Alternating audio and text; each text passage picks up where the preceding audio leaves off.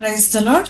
ఈ రోజు దేవుని వాక్యము, దేవునిచే గణపరచబడివాడు లోకములోని గనులకు కలిగి ఉన్న పేరు వంటి పేరు నీకు కలుగజేయుదును. మొదటి దినవృత్తాంతములు 17వ అధ్యాయము 8వ వచనం. ఈ వాక్యం ద్వారా దేవుడు దావీదుకు ఒక గొప్ప వాగ్దానం చేశాడు. దేవుడు అతనిని కాపాడడమే కాదు, అతనికి ఘనమైన పేరును కూడా అనుగ్రహిస్తానని చెప్పాడు. దేవుడు ఎవరిని హెచ్చిస్తాడో వారిని లోకమంతా గుర్తిస్తుంది. ఘనత దేవుని నుండే వస్తుంది. మనుషులు ఇచ్చే గౌరవం తాత్కాలికం, కానీ దేవుడు ఇచ్చే ఘనత శాశ్వతమైనది.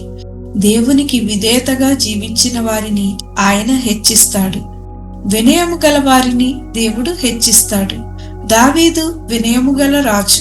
తన విజయాలకు కారణం దేవుడేనని అతడు తెలుసుకున్నాడు.